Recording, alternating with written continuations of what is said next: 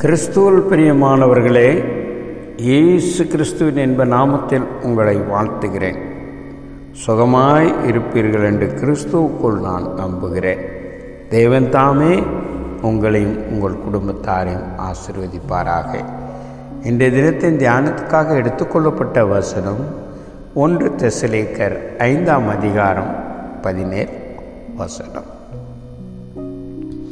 செய்தியின் தலைப்பு இடைவிடாமல் ஜெபி. ஹல்லேலூயா. எனக்கு அருமையானவர்களே, வேதத்தில் நான் பார்க்கும்போது இந்த பகுதி மிக மிக முக்கியமான ஒரு பகுதியாய் நாம் அறிந்து கொள்ள வேண்டியது அவசியமாக இருக்கிறது. இடைவிடாமல் ஜெபம் பண்ணுங்கள் என்று 1 தெசலோனிக்கர் 5ஆம் அதிகாரம் 17ஆம் வசனத்தில் வாசிக்கிறோம். இடைவிடாமல் ஜெபிக்க வேண்டும். இங்கு பார்க்கிறோம், அவ்விதமாக செய்த ஒரு தாசனை குறித்து வேதம் என்ன சொல்லுகிறது என்று பார்க்குமேயானால், பழைய ஏற்பாட்டிலே நாம் கடந்து போவோமேயானால் அங்கு தானியேல் புஸ்தகம் என்று ஒரு புத்தகம் உண்டு. அப்புத்தகத்திலே நாம் பார்க்கும்போது 6ஆம் அதிகாரம் 16ஆம் வசனத்திலே அங்கு ஜெபிக்கக்கூடிய தானியேலுடைய காரியத்தை குறித்து குறிப்பிட்டிருக்கிறார்கள். அங்கு பார்க்கும்போது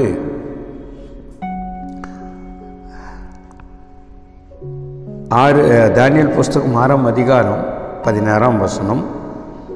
அப்போது ராஜா கட்டளையிட அவர்கள் தானியேலை கொண்டு வந்து அவனை சிங்கங்களின் கெபியிலே போட்டார்கள். ராஜா தானியேலை நோக்கி, நீ இடைவிடாமல் ஆராதிக்கிற உன் தேவன் உன்னை தப்புவிப்பார் என்றான் என்று பார்க்கிறோம். எனக்கு அருமையான தேவ ஜனமே, பாருங்கள், ஒரு ராஜா தானியேலிடத்தில் சொல்லக்கூடிய காரியம். ராஜா கட்டளையிட்டு அவர்கள் தானியேலை கொண்டு போய் சிங்கத்தின் கெபியிலே போட்டார்கள். ராஜா தானியேலை பார்த்து சொல்லுகிறார், நீ இடைவிடாமல் ஆராதிக்கிற தேவன் உன்னை தப்புவிப்பார் என்று சொன்னார். எனக்கு அருமையானவர்களே, அது மட்டுமா, அதே ராஜா என்ன சொல்லுகிறார் பாருங்கள்.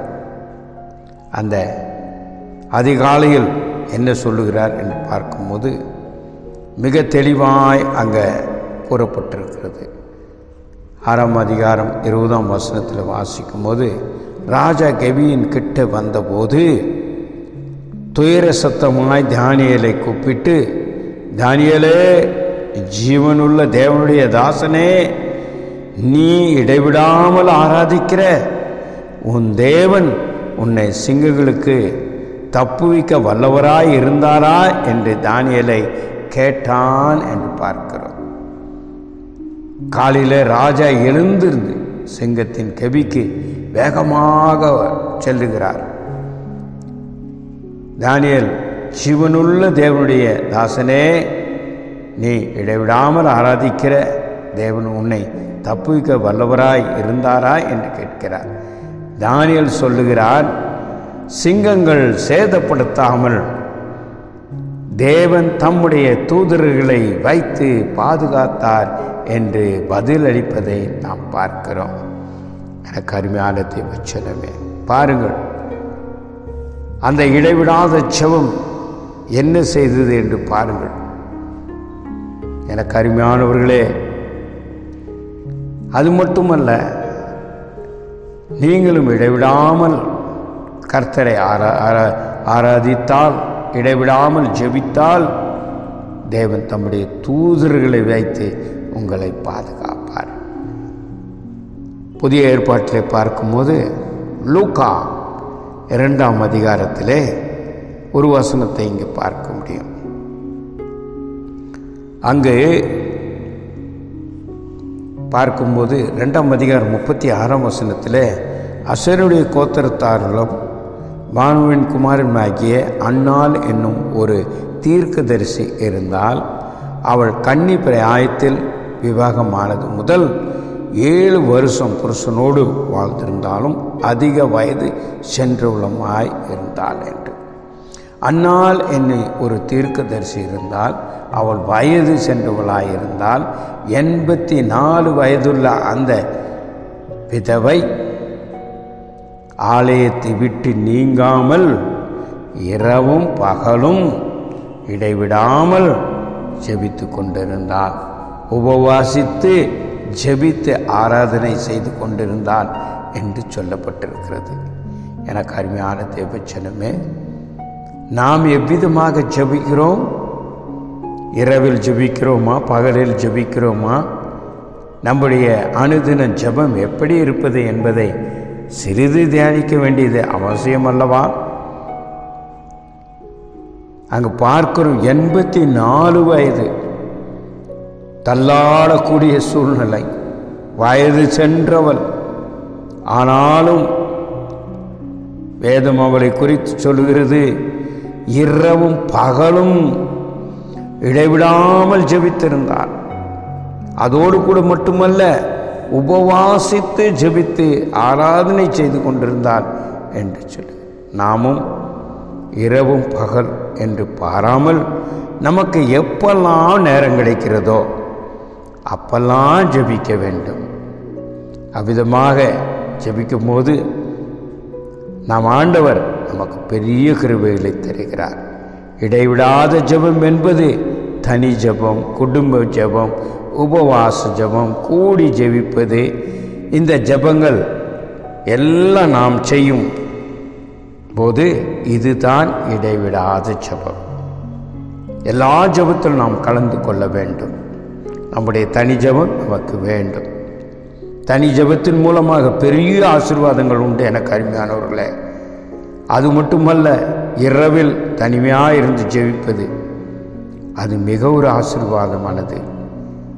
அது மட்டுமல்ல, குடும்பத்தோடு சேர்ந்து ஆராதித்து ஜெபிக்கும்போது அது பெரிய ஒரு அற்புதத்தை செய்யக்கூடியதாக இருக்கிறது, ஆசீர்வாதத்தை கொண்டு வரக்கூடியதாக இருக்குது. உபவாசம் செய்து ஜெபிக்கும் போது கூடாத காரியங்களை கர்த்தர் கூடி வர செய்கிறார். எனக்கு அருமையானவர்களே, இவ்விதமாக நாம் ஜெபிப்போமானால் அதுவே இடைவிடாத ஜெபமாய் ஆகிறது என்பதை நீங்கள் நினைவு கூற வேண்டும். இந்த ஜெபங்கள் எப்போது நம் வாழ்க்கையில் காணப்பட வேண்டும். இப்படி இடைவிடாமல் ஜெபிக்கும்போது கர்த்தர் நம்மை எல்லா தீங்குக்கும் பிசாசுடைய கைகளுக்கும் நம்மை விலக்கி காப்பார். இடைவிடாமல் ஜெபியுங்கள். கர்த்தர் உங்களையும் ஒவ்வொரு நாளும் பாதுகாத்து வழிநடத்தி வர அவர் வல்லவராக இருக்கிறார். அந்த பாதுகாப்பையும் அந்த ஆசீர்வாதத்தையும் நாம் பெற்றுக்கொள்ள வேண்டாமா? ஜெபிக்கவில்லை என்றால் இன்று முதல் ஜெபிக்க ஆரம்பியுங்கள். எப்பொழுது சமயம் கிடைக்கிறதோ அப்போ ஜெபிக்கலாம்.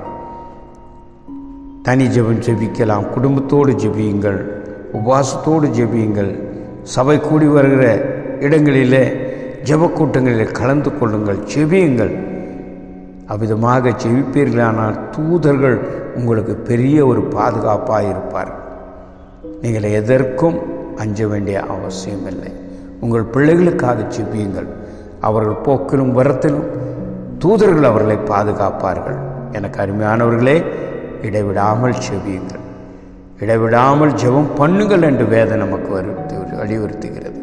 எனவே ஜெபிப்போம், ஆசீர்வாதம் பெற்றுக்கொள்வோம். தேவன் உங்களை ஆசீர்வதித்து வழி நடத்துவாராக. ஆமென்.